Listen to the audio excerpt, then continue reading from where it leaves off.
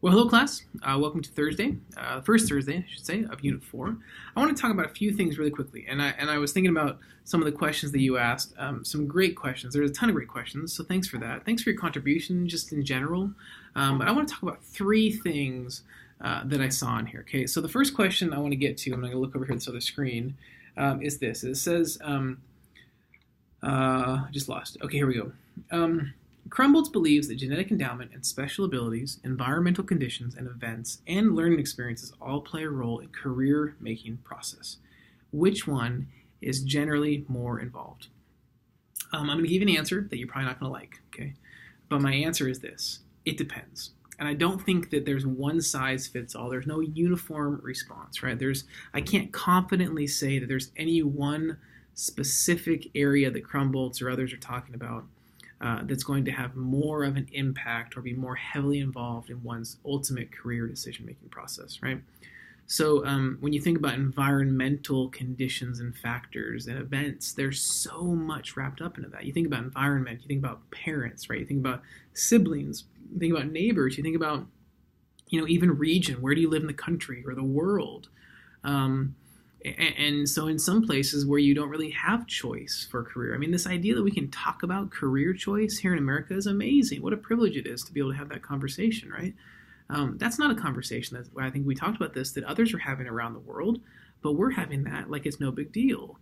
And so something that we should be super grateful for. But so the environment that we have around us, I think that's a different conversation. So if someone, in Africa, right, is going to have a conversation about career, they're not thinking about what are my choices, or some other maybe even third world country, they're not having those conversations.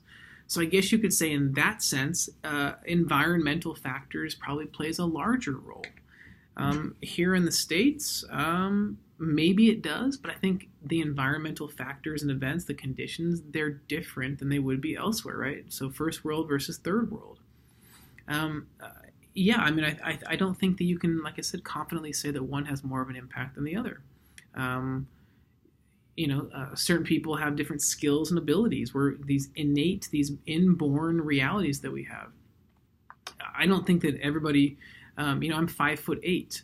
I can shoot a basketball, but I'm not 6'9" and fast, right? So I have a skill set that I can shoot a basketball. But is it my innate abilities or my environmental abilities? Because then you look at people like Muggsy Bogues or Spud Webb, who was 5'3" and 5'6", and they played in the NBA.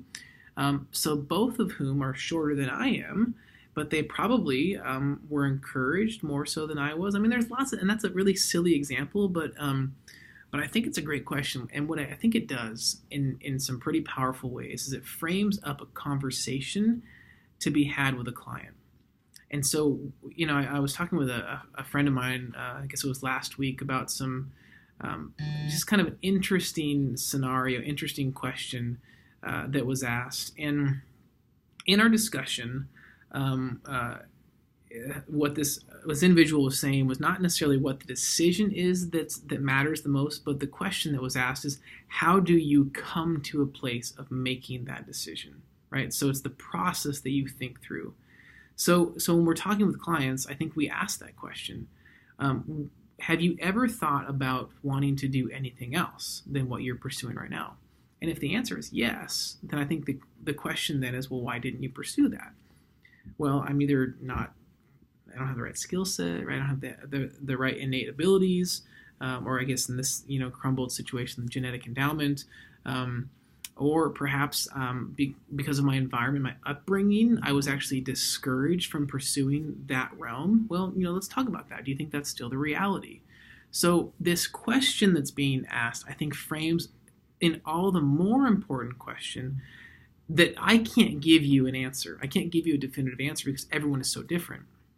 But what that then does is I think it goes to show that those sorts of questions are really important for us to then ask our clients, because that allows us to have some really important questions and answer time to get at the core and root issues of why our clients make the decisions that they do, or even in some more powerful ways, why they don't make the decisions or why they make the why they don't do the things that they do, right? So I'm not doing this because of something else, right? Because of certain environmental factors or events, right? I had this experience when I was 16 years old. That's going to probably and so now I'm afraid of water, right? My son almost drowned in a pool one time, and he didn't want to swim for years. Now he loves the pool, but let's say he had this great innate ability to swim. He's super short and short arms. He's not going to be a great swimmer. But let's say he did. But if he has that traumatic experience, that's an environmental, right?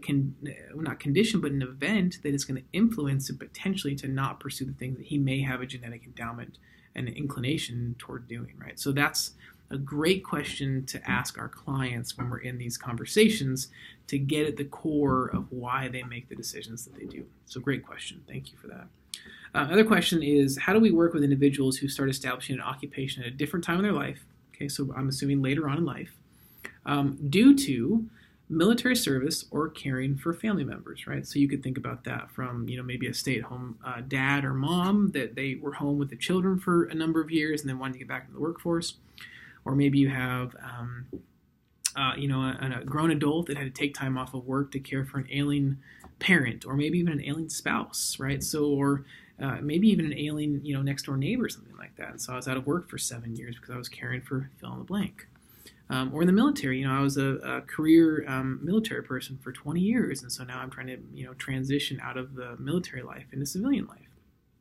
Well, here's what I would say, and I think it's definitely not a simple answer to that question, but I would say that one of the things that we can pretty powerfully hone in on is the idea of looking at transferable skills. Okay, so you remember we took that assessment, the RIASEC, the Holland Codes assessment, and if you take those results, whatever you got, and you put them into the ONET website, you can then come up with a number of job suggestions that you might want to pursue, right?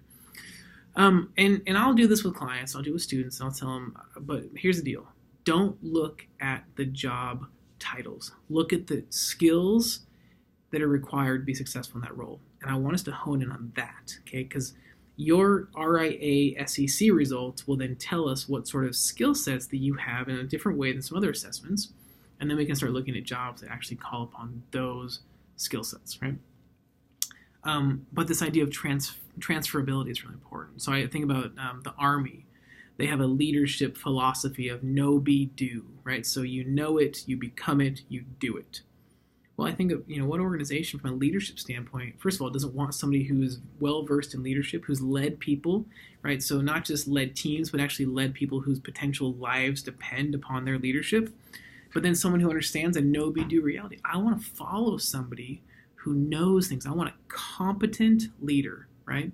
I want a confident leader. I want someone who, embodies it. Like my competence leads to my confidence. And in some ways, my confidence helps to increase my competence. And then I do it. Well, what organization wouldn't want a leader like that? So I think that we need to look for transferable skills. Or you think about someone caring for a loved one, right? So empathy. Man, empathy is huge right now. Going to people where they are, asking questions of them about what it is that they need, want, desire, right? What their goals are. Again, it's all about how you deal with people. So I understand the question, and it's a complex answer to a complex question. But I think that one of the ways that we can start with that is to start to identify transferable skills. In fact, I'm going to upload a document probably either today or tomorrow, and it's an actual transferable skills worksheet that maybe you would want to work through, or maybe if you had clients you want to work through with them. It's very helpful, and they can then kind of take, especially if this is their experience, caring for a loved one or the military, they can use those. The one other thing that I would say on that is a lot of organizations are kind of looking at a couple of different imperatives that they've been given, right? So one of them is we want to hire military veterans. Okay, so start there. So when you think about what career or what occupation am I pursuing, I think that it's easy to start with kind of and this is a crass way to put it, but low-hanging fruit, right? Or there's organizations that they're really trying to increase, and this is a stereotypical way of looking at it, but primarily, if you think about the whole idea of caring for loved ones, you think about women, so mothers who were stay-at-home with their kids, right? So the kids graduated from high school and went on to college, or maybe they, got older and they were no longer in elementary school or something like that, and you want to go back to work. That's typically, again, whether this is right or wrong, it's typically the case that it is, the stay-at-home mom. Now, we don't say stay-at-home dad, or we don't say working dad, but we do say working mom. So that's a whole different conversation for another day. But there's a lot of organizations that are trying to increase hiring of women, right? So if you think about that reality, that again, whether good or bad, that's our reality. That's our stereotypical reality, that oftentimes it's a stay-at-home mother. If we're looking for organizations that are really trying to increase the number of women, right? So even California just passed a bill that would require women to be on boards. Man, great idea. Why wouldn't we do that, right? So I think that's a really interesting idea. So we want to think about where are the industries, where are the sectors that you can automatically have the most impact in and on based upon your past experiences that you bring to the table, right? So, but the key, I would say, is transferable skills for sure. And there are so many. I mean, I think about the times that I've been at home caring for folks, or that I was in the military, but I think of those that I know that are, and I see the ability that they have to do things in ways that I just can't do, right? I mean, it's just very unique ways. And so we want to be as supportive and insightful as we can be in helping them to then identify, you bring a very unique approach and perspective to this line of work, and this is why, and then we get to work on that. So that's a great question too. But again, more opportunities for questions, okay? Lots of different questions, and this transferable skills worksheet that I'm going to send you could be a really great way to get at that. So nice job with that question. Last question I'm going to talk about is, let's see. These are both good questions. I don't think I have time for both of them. I'm going to do this one. I understand that one's family history of education is a huge influence on how far a person is willing to achieve educationally. But how does a counselor reach that population? Okay, and what I'm thinking is you're asking is, how do you reach a population that only is going to go as far educationally as perhaps their family members or their parents have?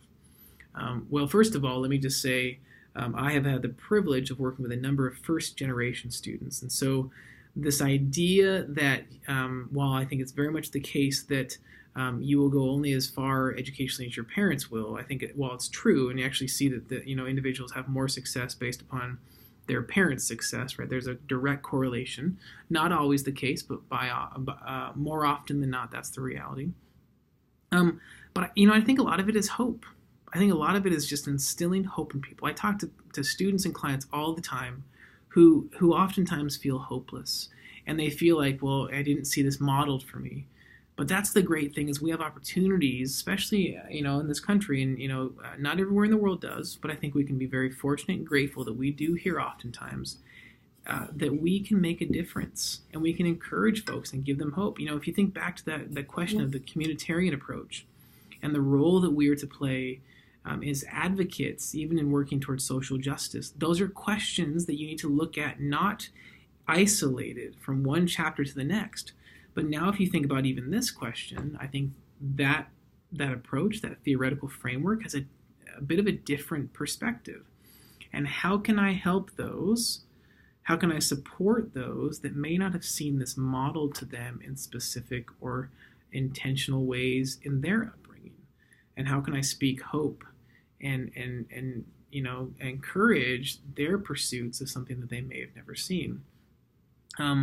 And even if, I think here's the thing, that this is where, I think you could even take the communitarian approach, is even if it means that I might lose out on something, this other job because I'm spending time supporting and helping this client or this individual. I think that, we're never gonna lose out when we're generous towards other people. And so I think we have an opportunity to really use our wisdom and our knowledge for good.